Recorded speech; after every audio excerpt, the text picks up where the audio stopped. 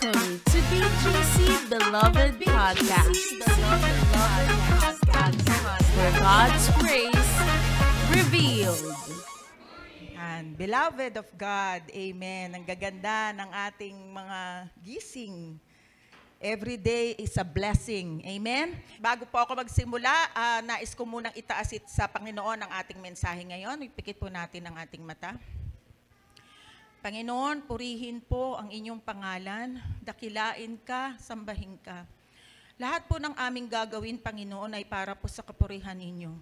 Ang lahat po ng mensahe, Holy Spirit, kayo po ang magbibigay ng kaunawaan sa lahat ng mga sasabihin, Panginoon, sa pulpitong ito. Itago niyo po ako sa inyong likuran at kayo lang po ang maitaas. Ako po, Panginoon, ay gawin niyo lamang pong vessel para po sa mensaheng ito. Maraming pong salamat sa inyo po ang lahat ng papuri at pagsamba sa pangalan ni Jesus. Ang lahat ay magsabi ng Amen. Yan. So nasa series po tayo ng Presence of God Inside, Pogi, Part 4. Pang-apat na pong linggo natin itong tinatalakay. At ang message ngayon ay God's Power Inside. Yan. Maraming may gusto nun power kasi marami ang nanghihina.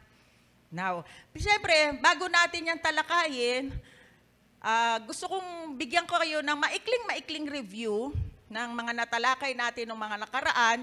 Hindi ko na po yung tatalakayin, pero pwede niyong balikan sa ating podcast, sa YouTube, Spotify, at saka Apple.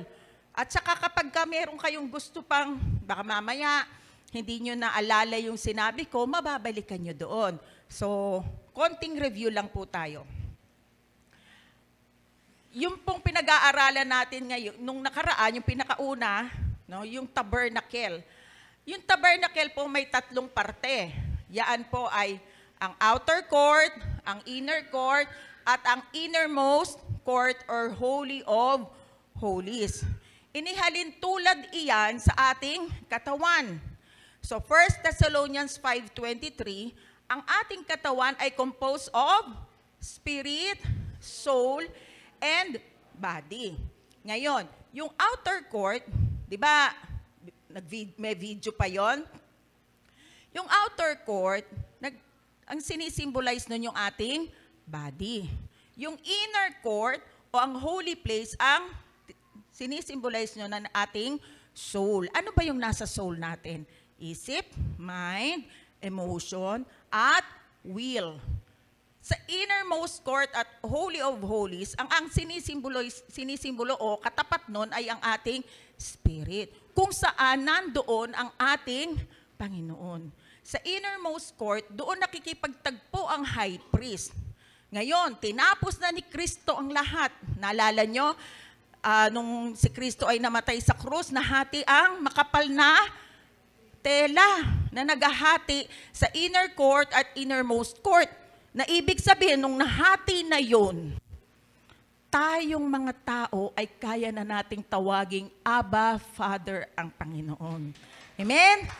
At siya ay tumira na sa ating born-again spirit. Kaya kahit saan tayo pumunta, kasama natin ang Diyos. Kaya nga ang ganda nung kanta, di ba? Kasama natin ang Diyos. Totoo yun. Kahit natutulog ka, kasama mo ang Diyos. Kahit pumunta ka sa anumang lugar na gusto mong puntahan, kasama mo ang Diyos. So wala ka ng takot. Amen? Amen. Now, sabi diyan, how can a holy God dwell in your spirit? Paano yun? Paano yung spirito na yun ay titira sa ating spirito? Ang requirement ay, you must be born again. Born again is not a religion. It is a relationship, an experience. No? Bakit? Paano yun? Dahil nung tayo ay naki-Adam pa, no? Kasi si Adam, di ba, nagkaroon ng kasalanan, napahiwalay siya sa Panginoon, at lahat ng naging salinlahi niya hanggang sa atin ay nagkaroon ng sinful nature. Ngayon, yung sinful nature na yon, kapag tinanggap mo at pinaniwalaan mo ang ginawa ni Jesus sa krus ng Kalbaryo, yung spirit na napahiwalay sa Panginoon ay muling isisilang, muling mabubuhay. Kaya you must be born again. Kaya hindi ito religion. Amen? Now, what is the implication of God living in us? Ano ba implication? Wala, ang Diyos lang nasa akin. Hindi, may implikasyon yan. Number 1, titinalakay natin. You have God's life and nature inside. Nasa iyo na. Ano yung DNA ng Panginoon? Isipin mo, nasa born again, spirit mo na. Yung genes ng Panginoon, nasa espiritu mo na. Wow ba yun? Wow! Di ba? Number 2, you are partakers of God's divine nature. Koinonia, common sharing. Ibig sabihin kung anong meron kay God, meron ka sa born again spirit mo. Okay? Number 3, ito na ang pag-uusapan natin. You have God's power inside. Power. Ang tunay na power, kung ikaw ay born again, ay nanggagaling sa Panginoon. Now, let's move on. Efeso 1:18-20. Naway, liwanagan ng Diyos ang inyong mga puso upang malaman ninyo ang pag-asa na para doon ay tinawag niya kayo kung gaano kasagana ang pagpapalang inilaan niya para sa kanyang mga banal. Ang sabi diyan, linawagin ng Diyos ang mga puso. Ano ba yung puso? Referring to your soul. Referring to your mind. Referring to your emotion and will. No, para daw malaman natin, ano-ano yung mga malalaman natin? May pag-asa pala sa Panginoon. No, sa iba, wala na akong pag-asa. Yung iba, kikitlin na ang buhay dahil akala nila, hindi nila na alam na may pag-asa sa Panginoon. Kung gaano kasagana ang pagpapalang inilaan niya para sa kanyang mga banal. Sobrang pagpapala ang inilaan ng Panginoon sa atin. Hindi lang alam ng iba. Kaya ang sabi diyan ni Paul, naway liwanagan ng Diyos ang mga puso ninyo. Malaman ang isip mo, malaman niya. Kaya nga nung nakaraan, renewing of mind tayo, di ba? Alam, kailangan mailagay sa utak mo, malaman mo. Kapag hindi mo alam, sayang. Para kang, meron kang 1,000 piso sa pitaka mo. Nagugutom ka. Akala mo wala kang pera. So tiniis mo. Sarap talaga. Sarap. Gusto ko nang kainin. Tiniis mo. Lumulong ka na lang ng laway. Wala kang pera eh. Yung pala nasa pitaka mo lang. Hindi mo kasi alam. Pero pag alam mo, wow, kahit anong i-order mo, sa halagang 1,000, busog na kayo. Gusto nyo, pumunta pa kayo sa Anli. Diba? Tama? Amen? Now, Ephesians chapter 19. At kung ano ang di masukat niyang kapangyarihan, no? Na kumikilos sa atin. Wow! May kumikilos sa atin na kapangyarihan. Bakit? Dahil ang Diyos ay nakatira sa born again spirit mo. Sabi diyan, di masukat niyang kapangyarihan na kumikilos sa atin na mga nananalig sa Kanya. Kanino lang kumikilos ang Diyos? Doon sa Kanya, sa mga nananalig at naniniwala sa Kanya. Ang dakilang kapangyarihan ding yon. Kita mo, tignan ninyo, ano ba yung kapangyarihan na nasa loob ng born again spirit natin? Number 1, sabi diyan, verse 20, ang muling bumuhay kay Kristo. Wow, nung namatay si Kristo, sa krus ng Kalbaryo, inilibing siya. Pagkatapos ng 3 araw, siya ay muling bumangon. Yung kapangyarihan na yun, nang nagpabangon sa Panginoong Hesukristo, ay kapangyarihang nasa inyo. Wow! Wow! Diba? Sobrang wow! Hindi pa yung natatapos doon. Ang sabi dyan, number 2, tignan nyo. Nagpaupo sa Kanya sa kanan ng Diyos sa Kalingitan. Yung kapangyarihan na nagpabangon sa Panginoong Hesukristo ay sa ring kapangyarihan na nagpaupo kay Kristo sa kanang bahagi ng Diyos. Ibig sabihin, napakamakapangyarihan nun dahil siya yung nagpaupo kay Hesukristo sa Diyos Ama. Amen? Nasa born again spirit mo yun. Paano kung hindi mo alam? Sayang. Diba sabi sa 1 John 4:4, greater is He that is in you, that He is in the world. Greater is He. Makapangyarihan ang nasa loob mo kesa yung kapangyarihang nasa labas. Kanino ba yun? Kay Satanas yung nasa labas, di ba? Mas malakapangyarihan ka. So wala nang takot. Wala nang takot. Kahit maraming challenges sa buhay, hindi ka matatakot dahil lagi mong kasama ang Diyos. Ayokong sabihin na problem. Kasi ang problem, hahanapan mo ng solusyon. Challenges, kasi nandyan na ang solusyon ng Diyos. Nakahanda na. Bago pa man po dumating ang problema mo, may nakahanda ng solusyon ang Panginoon. Kaya kaya mo yan. Tinapos ko na yan sa krus ng Kalbaryo, kaya malakas ka na. Wala nang lungkot, wala nang takot, wala nang pangamba. Amen. Now, tignan pa natin uli yung pagkaganyang alam mo na ang power ng Panginoon ay nasa loob ng born again spirit mo. You can cast out devil. Dati, takot ka. Manonood ka lang ng horror movie. Ganyan ka pa, di ba? Ngayon, di na. Ayoko na ng horror movie. Kalokohan lang yan. Bakit? Wala. Ayoko ng mga gawa ng mga, ng sa devil. Ayoko yan. You can cast out Satan. Kaya, totoo yun, may inaalihan ng demonyo.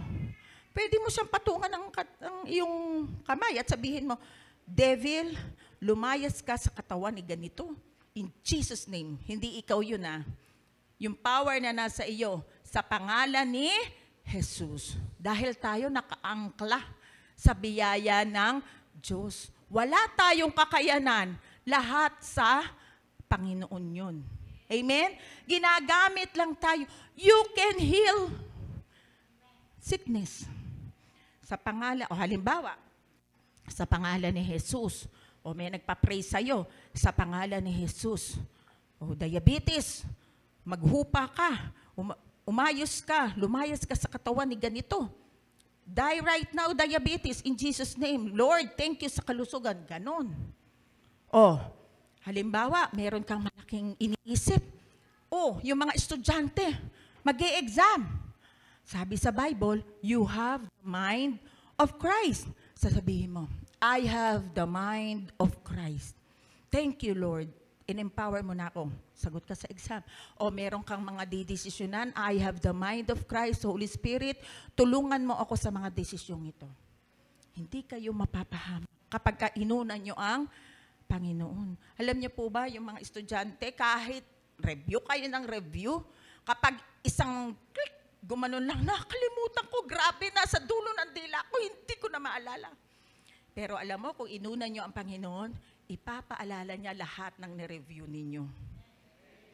Amen? Now, sabi pa rito, kapag ka meron kang problema, kahit ang bundok, sabi sa Bible, di ba, kahit ang bundok, mapapalayas mo. Kung ano yung sabihin mo. Di ba? Bakit? Bakit lahat na sabihin mo mangyayari sa'yo? Dahil you have the faith of God inside. You have the power of God inside you. Alam niyo po, maliit na testimony lang po ito. Nung kami po, tayo po, nung bumabaybay po sa camp, umuulan mula Balintawak hanggang Bulacan. Sabi ko, Lord, I have the life and nature of God inside me. Sa pangalan ni Jesus, hanggang diyan ka lang ulan, ha? Pagdating sa San Miguel, Bulacan, ang maganda ang panahon in Jesus' name. Sabi kong ganyan. No? Talagang umuulan. Alam niyo po, grabe ang Lord. Di ko pa nga yun sinasabi, pero alam ng Lord. Ipagpe-pray natin yun. O kung sino man pa ang alam ko, meron pa nag-pray sa inyo dyan, di lang naman ako. Pagdating na San Miguel, Bulacan, ang prayer ko hanggang kinabukasan pag-uwi namin hindi uulan. Di nga umulan. Amen? Di ba dapat palakpakan ng Lord dyan? Simpleng paniniwala na alam mo kasi nasa iyo ang Diyos. Yung prayer mo, dininig na. Alam na ng Lord, pag pray mo yon, ginawa na niya. Dahil ang alam ko, di daw umuulan sa San Miguel, Bulacan. Sabi ko, wow, Lord, talagang hindi uulan. Talagang hindi uulan dahil gusto mo ang mga kabataan, makilala ka ng tunay. Mapalayo sila sa mga masamang mga impluwensya ng mundong ito. Mapaayos ang buhay. Hindi lang naman po kabataan, pati mga young ones. Okay, other verses that supports God's power inside. Ephesians chapter 3, verse 16. I pray, talagang gusto ni Pablo, kaya pinagdarasal niya. I pray that out of His glorious riches, wow, yung yung glorious riches, mayamang kapangyarihan ng Panginoon, no? May strengthen you with power through His Spirit in your inner being. Yun daw, makapangyarihan na Espiritu ng Panginoon ang siyang magpapalakas sa atin. Kaya nga, tinatalakay natin from Spirit sa soul natin, kailangan ng renewing of mind. No? Kaya kailangan ito. Magdidesisyon ka pa rin dito sa isip. Amen ba? Isa pang verse. Ephesians chapter 3, verse 20. Now to Him who is able to do immeasurably more than all we ask or imagine. Diba? Sobrang, wow, immeasurable. Sa lahat ng ating hihilingin o imaginein, immeasurable. Sobrang, wow, according to His power. Gaano kalakas yung power ni Lord? Sobra. According to His power that is at work within us. At work within us. Ibig sabihin, kumikilos sa born again spirit natin yung power na yan. Sabi sa Tagalog, sa pamamagitan ng kanyang kapangyarihang kumikilos sa atin. Ano yung kumikilos sa atin? Kapangyarihan ng Diyos. Bakit ka magaling? Dahil sa kapangyarihan ng Panginoon. Bakit ka matalino? Sa'yo ba yun? Dahil sa kapangyarihan ng Panginoon. Bakit may nagagawa ka? May nadidesisyonan kang tama? Dahil sa kapangyarihan ng Panginoon. Hindi sa'yo. Tinulungan ka ng Panginoon and empower ka ng Panginoon. Amen? Amen. So, kung ngayon, alam na natin na ang power of God inside us, ano ang magiging ganap sa buhay natin? Start reigning in life. Sabihin nyo nga, start reigning in life. Okay, magsisimula tayong maghari sa buhay na ito. Hindi ka na talunan. Kaya nga mga Kristiyano laging nakangiti kasi ngiting tagumpay. At huwag nyo nang sasabing problema, challenges. Pag kasi challenge, di ba, alam mong, ma-overcome ko yan kasi nasa akin ang Panginoon. Amen? Now, tingnan natin yung Romans chapter 5, verse 17. Sabi diyan, doon Tagalog na lang, sapagkat kung naghari ang kamatayan dahil sa pagsuway ng isang tao, sino ba yung tao na sumuway? Si Adan. Nung sumuway siya, naghari ang kamatayan. Nagkaroon ng kamatayan. Kamatayan, ibig sabihin, paghihiwalay sa Diyos. Nahiwalay ang tao sa Diyos. Kamatayang physical din, namamatay ang tao. Pero ito yung maganda. Lalong higit ang nakamtan ng mga taong kinahabagan ng sagana. Wow! Sino ba yung mga kinahabagan ng sagana at itinuring na matuwid ng Diyos? Sino ba yun? Yung tayo, yung mga bumilib. Wow, Lord, nakakabilib naman yung ginawa mo sa krus ng Kalbaryo. Grabe ang sakit niyan. Walang makakagawa niyan. Talagang sobra ka, Lord, napakabuting mo talaga. Kung hindi mo yan ginawa, sa impyerno punta namin. Pero salamat. Tinapos mo lahat sa krus ng Kalbaryo. Diba? Amen? Sabi ganun, ano mangyayari sa atin? Maghahari sila sa buhay sa pamamagitan ng isang tao, si Heso Kristo. You will reign in life. Maghahari ka sa buhay na ito. Amen. Now, tingnan natin, what is the difference between authority and power? Ang diferensya po niyan, ganito. Authority is the position. Okay. Ano na ngayon ang position mo? In Adam ka ba o in Christ? In Christ. So may position ka na. Lahat ng tumanggap sa Panginoong Jesucristo, na kay Kristo na. Wala na siya sa demonyo, wala na siya sa sinful nature niya. Na kay Kristo na siya. So may position ka na. Okay. Power is the exercise of the authority. May authority ka na? Yes, dahil nakaposisyon ka kay Kristo. Ngayon, yung power mo, dahil yun dun sa ma-exercise mo dahil sa authority mo. Ngayon, kaya nga ganito, explain ko pa sa inyo. Halimbawa sa kalye, may kumaway sa inyo, MMDA, hihinto ka. Bakit? Kasi meron siyang authority. Okay. Kung meron kang nilabag na batas, titikitan ka, sisingilin ka. Tama? Eh kung halimbawa, meron kumaway sa inyo na goons. Talagang, goons, kaway. Hintuan mo? Hindi. Kasi wala siyang authority. So, ganun yun. Ibig sabihin, kapag may authority ka, kahit ang demonyo, hindi ka mapupwersa. Amen? In Jesus' name, hindi ko na magagawa yung kasalanan na yan sapagkat ako'y pinalakas ng Panginoon. In Jesus' name, kaya ko ang lahat ng bagay. I can do all things through Christ who strengthens me. Amen ba? Oh, yun yung pagkakaiba ng authority sa pag-exercise ng power. Power is the exercise of the authority. Okay, so nakaposition ka na, may power ka na. Okay, the exercise of God's power inside you is for you to reign in life. Kailangan mo ng ng power ni God para maghari ka sa buhay na ito at yun ang ibinigay niya sa atin. Tinapos niya sa krus ng Kalbaryo. Amen ba?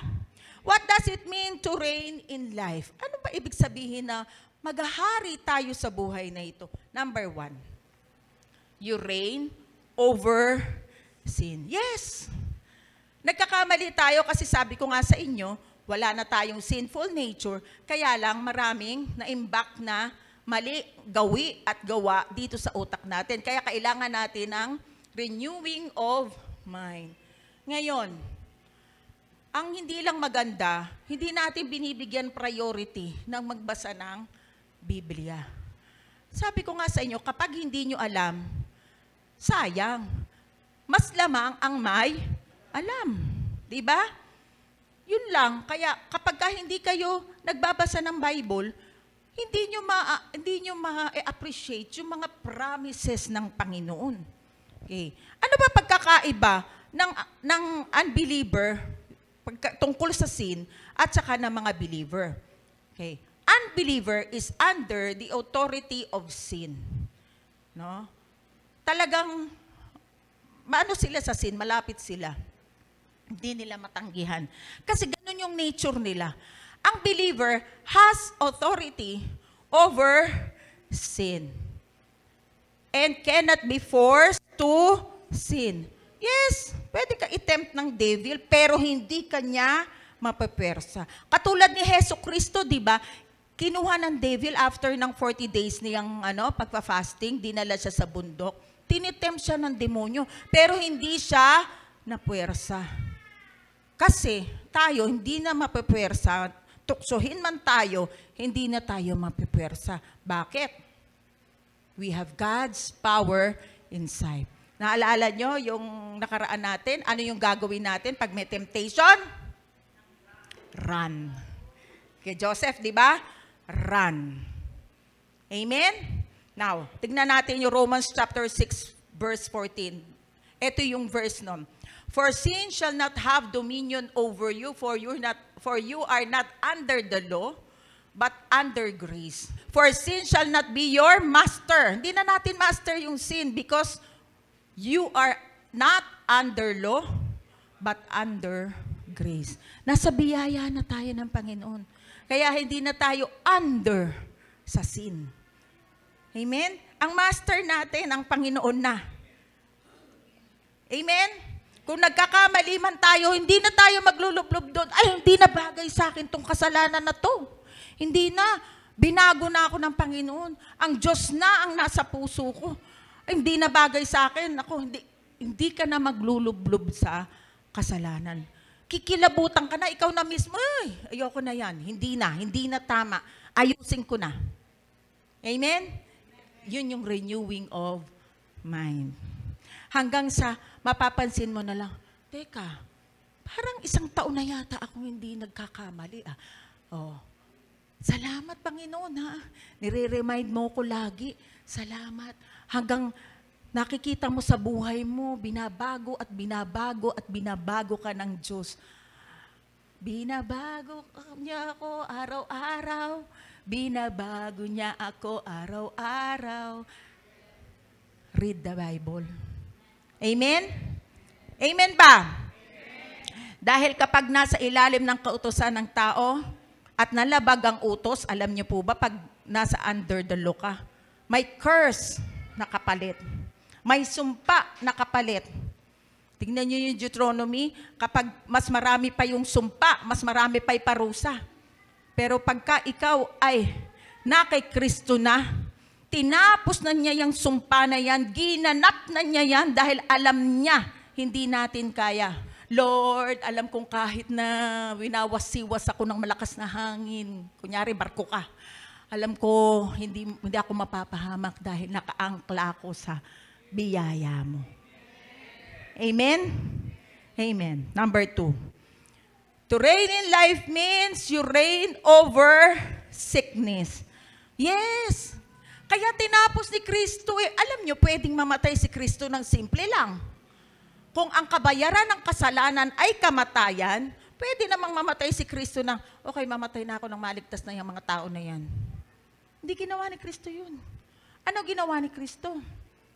Hinayaan niyang hatawin ang kanyang katawan, parusahan ang kanyang katawan, bugbugin ang kanyang katawan. Bakit? Anong gusto niyang i-redeem? Nang sa gayon, tayo ay gumaling.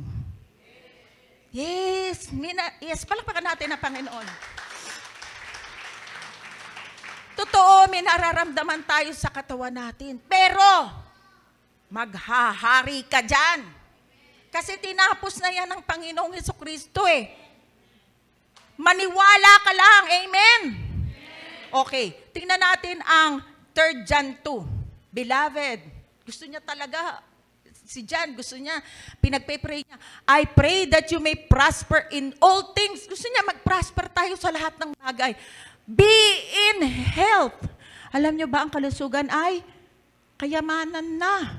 Just as your soul prospers. Sabi dyan sa kabila, as you are strong in spirit, so ibig sabihin na sa spirit na natin ang kagalingan, dadaloy lang, kailangan padaluyin mo sa soul mo by renewing of your mind.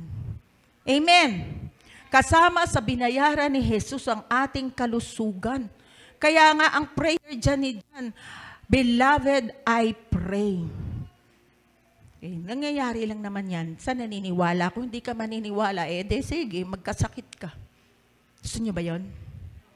Ayaw din ng Diyos. Gusto niya malusog ka. Ayaw, kaya bugbog siya. Di sana, hindi na lang siya nagpabugbog.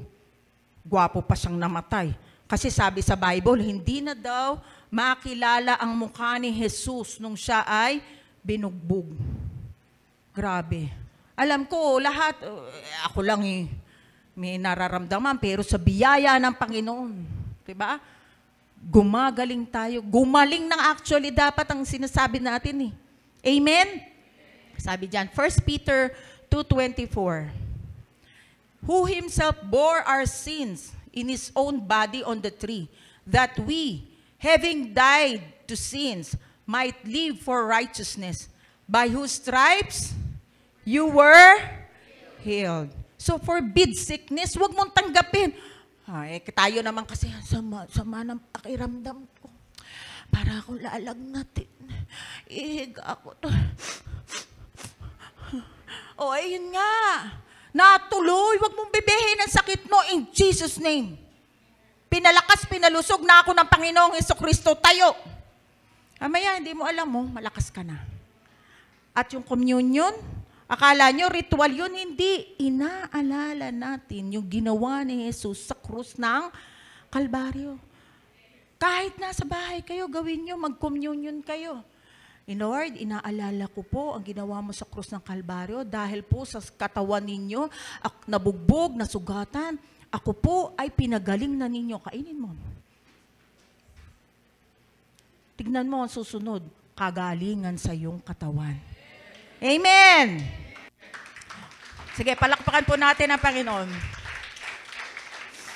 Kasi napakasimple lang di ba? Ginawa na ni Kristo, bakit kailangan mo pang tanggapin? Ayokong tanggapin. Tama ba yung lyrics? Ay! Mali pala. Hindi ko kayang tanggapin pala. Alam nyo, kapag tinanggap nyo, ay matatanggap nyo nga. Paalisin nyo sa katawan nyo, hindi yan para sa inyo. Okay? Nandiyan yung symptoms, pero pinalakas na ako ng Panginoon. Kaya maghahari ako sa sakit na ito. Hindi na ito para sa akin. Mata, luminaw ka in Jesus' name. Kasi meron, nagpo-progress yung kanilang paglabo, di ba? Sa pangalan ni Jesus, pag-pray mo. Meron ng principle lahat ng ginawa ng Diyos sa pamamagitan ng salita, gumagaling sa pamamagitan ng salita. Kaya ano man ang sabihin mo, speak life. Huwag ka magsasabi ng mga negatibong bagay tungkol sa'yo o tungkol sa mga anak mo o tungkol sa kapatid mo o tungkol kanino man. Speak life. Lagi mo sasabihin, apakabait niyan. No? Kung gusto mong ikaw ay gumaling, Lord, thank you, ako'y magaling na. Hindi, ang sakit ng anak ko, mga kasukasuan ko. Yes, pinagaling na ako. In Jesus' name, I'm healed. Amen? Now, number 3, you reign over poverty. Sabi dyan sa 2 Corinthians chapter 8, verse 9, for you know the grace of our Lord Jesus Christ, that though He was rich, yet for your sake He became poor, so that you through His poverty might become rich. Para po bang, di ba, sa krus ng Kalbaryo, yung righteousness ng Panginoon ay napunta sa atin. Yung kasalanan natin, napunta sa Panginoon. Nagpalit. Di ba? Upang maging matuwid tayo sa harapan ng Panginoon. Ngayon, si Hesukristo nung nakabayubay sa krus, alam niyo kung ano ang ginawa ng mga sundalo? Kinuha ang kanyang damit, ang kanyang balabal na mamahalin at pinagsugalan. So, sa krus ng Kalbaryo, hubad ang Panginoong Hesukristo. May saplot lang siguro rin Pero hubad siya. Naging mahirap siya. Itsura niya mahirap sa krus ng Kalbaryo. Hinayaan niya yon. Bakit? Para ikaw ay, hindi ko naman sasabing, kasi ang concept ng iba, pagka yumaman, material Yumaman. Ibig sabihin, hindi ka pinagkukulang ng Panginoon. Laging may biyayang nakalaan para sa'yo. Amen? Now, ano ba ang purpose? Bakit gusto ng Lord? Hindi lang sapat yung meron ka. Gusto niya, kahit pa paano nag-o-overflow na meron ka. May purpose ang Panginoon. Gusto niyang pagyamanin ka. Bakit? Alam niyo, baliktarin niyo lang yung 8:9. Gawin niyo lang 9:8. 2 Corinthians 9:8. Ito yung dahilan kung bakit gusto ng Diyos na pagyamanin ka. Sabi diyan, and God is able to bless you abundantly, so that in all things at all times, having all that you need, you will abound in every good work. Sabi dyan, upang sumagana kayo para sa mabuting gawa. Kaya pala pinagyayaman tayo ng Panginoon para makatulong tayo sa nangangailangan o makakatulong tayo sa iba. Makatulong ka sa gawain ng church. Di ba? Makapag-abot ka, makikita mo yung yung hihingi. Tapos sinabi ng Holy Spirit sa'yo, bigay mo na lang yung natitira mong pagkain. Binigay mo. Kasi sinabi sa Bible di ba? Upang sumagana kayo para sa mabubuting gawa. Okay, ang mabubuting gawa hindi galing sa inyo. In-empower kayo ng Lord. Pinagyaman niya kayo. Kaya kayo, ito bunga to, nakakapagbigay. Amen? Alam nyo, mahirap magbigay kapag ang iniisip mo, pera ko to, pinaghirapan ko to, grabe, pamimigay ko lang. Pero pag inisip mo, binigay to ng Diyos. Galing to sa Diyos. Mapakaluwag magbigay. Amen? Kasi ang Diyos, sige po, kasi ang Diyos, maluwag niyang ibinigay ang buhay niya sa atin. Hindi naman tayo taga rito taga langit tayo. Amen? Magbubunga at magbubunga kung ano yung binigay sa atin ng Panginoon. Magbubunga yan sa atin. Amen ba? Now, tingnan ninyo, may pangako ang Diyos sa mga matutuwid. Sino na ba ang matuwid dito? Lahat. Amen? Lahat tayo na tumanggap sa Panginoong Jesucristo. Tayo ay matuwid na sa harapan ng Diyos. Tingnan niyo po ito. Salmo 37, 25 hanggang 26. Ako'y naging bata. Ang dito, nagsasalita dito ay si David. Si Haring David. Na-obserbahan niya. Sabi niya, ako'y naging bata. Sabihin, mula bata siya.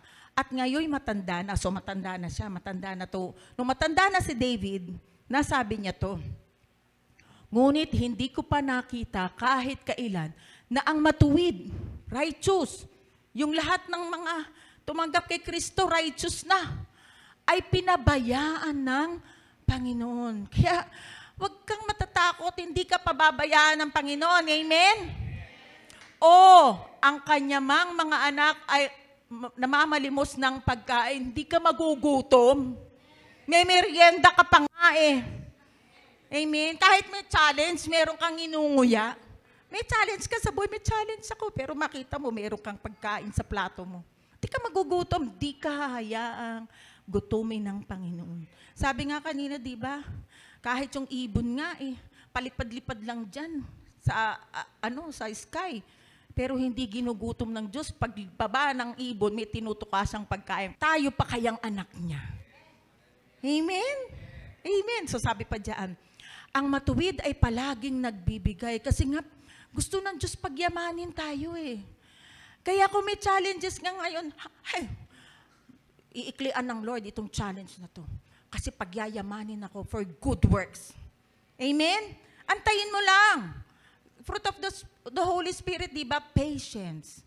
Di ba? Tsaga lang. Sabi diyan, ang matuwid ay palaging nagbibigay at nagpapahiram at ang kanilang mga anak. Wow, ito, sa mga magulang, napakagandang promise ito. Ang kanilang mga anak ay nagiging pagpapala sa iba. Napakagandang promise, di ba? Ang sarap kasi sa mga magulang, yung mga anak mo nagiging blessing sa iba. Hindi nagiging, ano ba yung anak? Hindi sila hindi sila sakit ng ulo, kundi blessing sa iba. Amen? So, number 1, basahin nga muna natin yung number 1. You reign over sin. Number 2, you reign over sickness. Number 3, you reign over poverty. At ito yung ginawa ng Panginoong Hesus sa atin. You reign over death.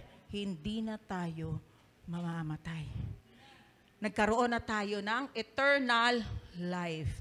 Now, tingnan natin yung John 11:25-26. Sinabi ni Jesus sa kanya, ako ang muling pagkabuhay at ang buhay. Ang mga sumasampalataya sa akin ay mabubuhay kahit na siya ay mamatay. Ang ibig sabihin yan, habang hindi pa bumabalik ang Panginoong Jesucristo, ang katawan natin to, nag-old age, mamamatay. Yun yung ibig sabihin dyan. Pero ang sabi dyan, muling mabubuhay kahit namatay. Kahit namatay tayo, bubuhayin tayo uli ng Panginoon sa kanyang muling pagbabalik.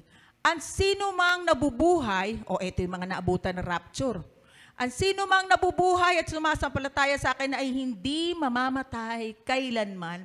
Naniniwala ka ba rito? Amen. Sinabi yan ng Panginoon.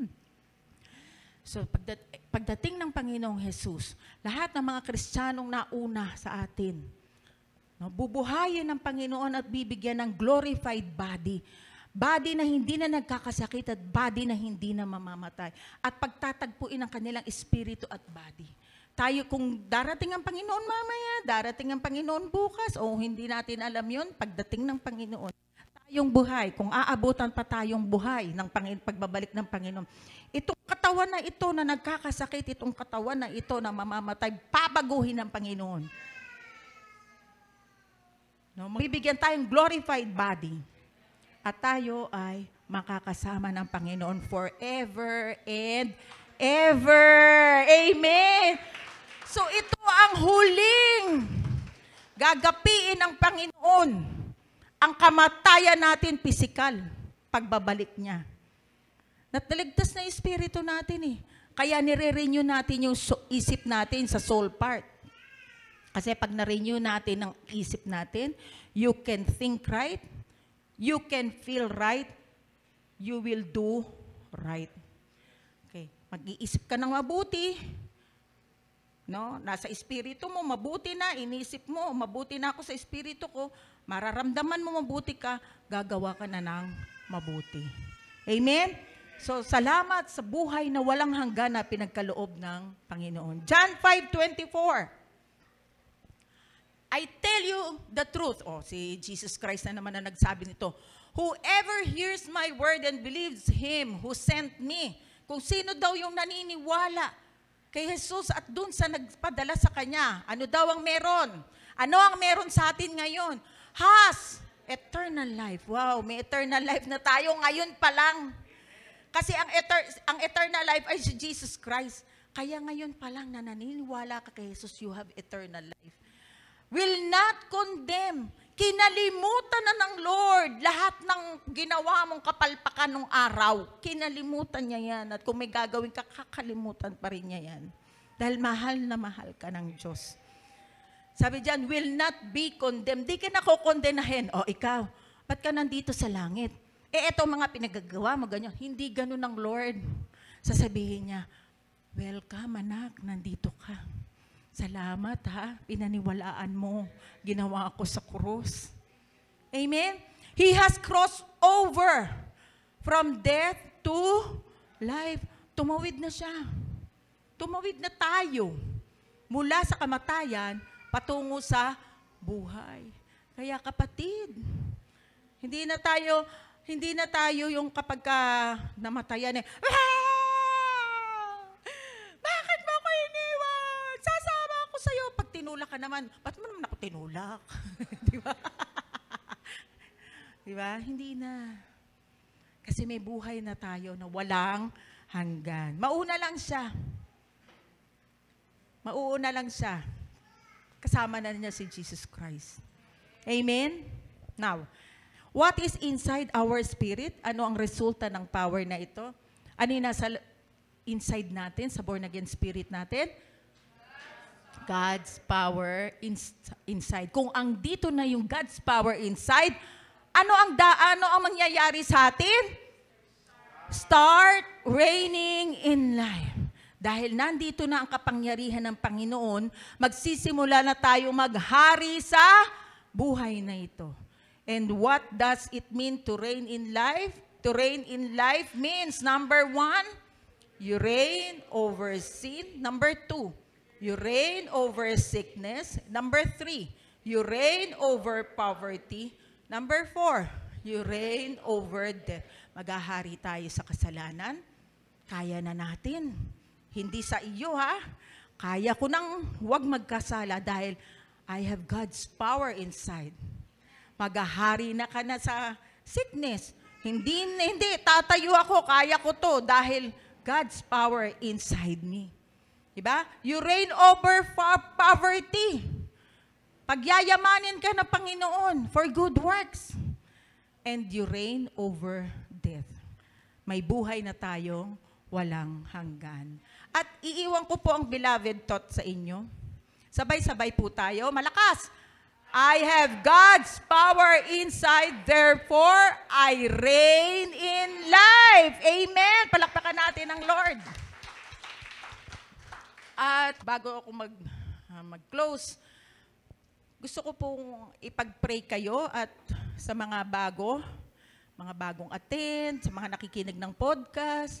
Kung hindi pa po ninyo tinatanggap sa puso ninyo ang Panginoong Hesukristo, this is the day. No, this is the time. The day of your salvation is right now. Ngayon na po.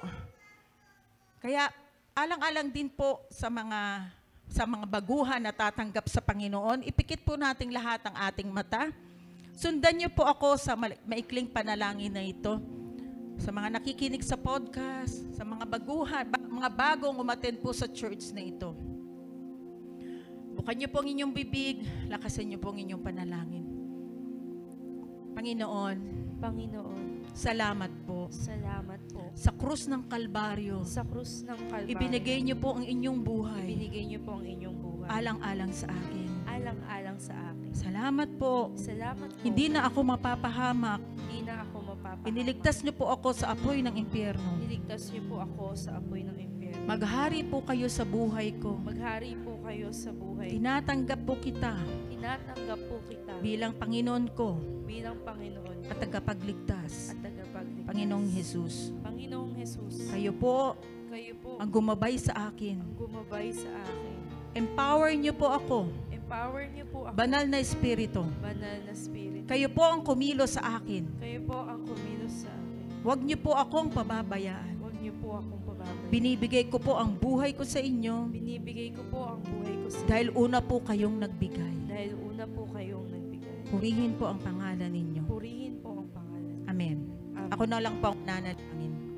Panginoon, maraming pong salamat sa aking mga kapatiran na patuloy po, Panginoon, na umaangkla sa biyaya ninyo. Maghahari po kami sa buhay na ito dahil po ang kapangyarihan nyo ay nasa aming espiritu. Lord, hayaan nyo pong makita ng iba na meron po kaming Kristo sa puso, na meron po kaming kapangyarihan na nanggagaling sa inyo. Lahat po ng aming sasabihin ay pinakikinggan ninyo. Lahat po ng aming panalangin ay pinakikinggan ninyo. Kaya po, Panginoon, salamat. Hipuin niyo po kung ano man ang masakit sa katawan ninyo. Ipatong niyo po ang inyong mga kamay sa katawan na merong sakit. Sa pangalan ni Jesus, anumang sakit ang nasa katawan na yan, in Jesus' name, mamatay ang sakit na yan at mabuhay ang mga cells sa katawan ng mga kapatiran kong ito at lumakas ang immune system, lumakas ang kanilang kalusugan sa pangalan ni Jesus. Hindi gusto ng Diyos na kami may sakit. Kaya in Jesus' name, I cast out lahat ng sakit na nasa kapatiran ko in Jesus' name. In Jesus' name. Salamat ngayon, Panginoon. Pinalakas, pinalusog niyo po ang bawat isa na narito. At kung sino man na mayroong financial struggle ngayon, hindi gusto ng Diyos na tayo ay nahihirapan. Kaya sa pangalan ni Jesus, mga problema sa financial, in Jesus' name, we cast them out in Jesus' name. Panginoon, salamat po, pagyayamanin niyo po ang bawat isa. Dahil meron po kayong purpose, makatulong kami sa iba.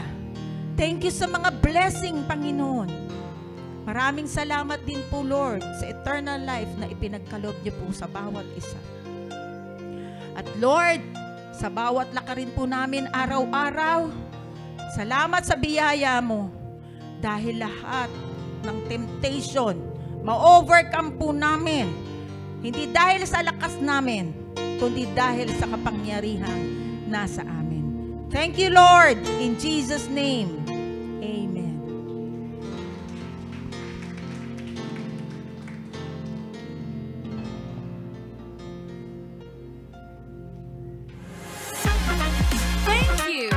listening. This is PGC Beloved Podcast.